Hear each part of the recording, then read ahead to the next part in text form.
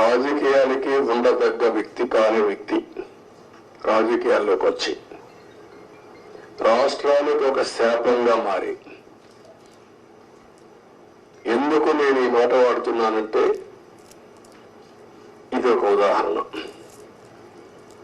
Polavaram case study ఇలాంటి చాలా జరిగాయి. అతిపెద్ద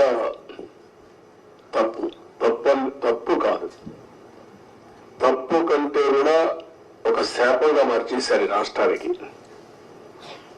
మామూలు కాదు ఇది, క్షమించరాని నేరం కూడా. ఒక చిన్న తప్పు చేసేది అనుకుంటాం, అలాంటి పెద్ద ఇది చేసి డయాఫామ్ వాల్ ఇక్కడుండే ప్రెస్ లో మీరు చాలా మంది ఉంటారు. నేను దగ్గర 30 సార్లు వచ్చే 31సారి ఈ ప్రాజెక్ట్ కి. నా మనసంతా ఈ ప్రాజెక్ట్ మీద ఉంటుంది. అందరికంటే ఎక్కువ బాధపడే వ్యక్తిని నేనే.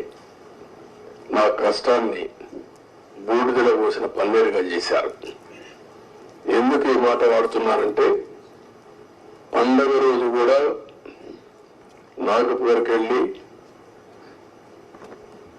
ఇప్పుడు గట్కర్ అక్కడ ఉంటే వాళ్ళ ఇంటి దగ్గర ఉంటే పోయి ఆయనతో మాట్లాడి, అదే మాదిరిగా అప్పుడు ఉమాభారత్ మినిస్టర్ అంటే ఆవిడని కన్విన్స్ చేసి, ఎక్కడ ఎలాంటి అడ్డంకులు లేకుండా అన్ని అడ్డంకులు, ఇక్కడ కూడా ఒకసారి 2 సార్లు అయితే ల్యాండ్ ఎక్విజిషన్ వీళ్ళంతా కూడా కొంత ట్రబుల్స్ క్రియేట్ చేస్తే వాళ్ళందరినీ పిలిపించి నయానా భయానా చెప్పి వాళ్ళకి కన్విన్స్ చేసి వాళ్ళకు లిబరల్ గా రీహాబిలిటేషన్ కానీ రిలీఫ్ కానీ ఇచ్చి మొత్తం చేశాం.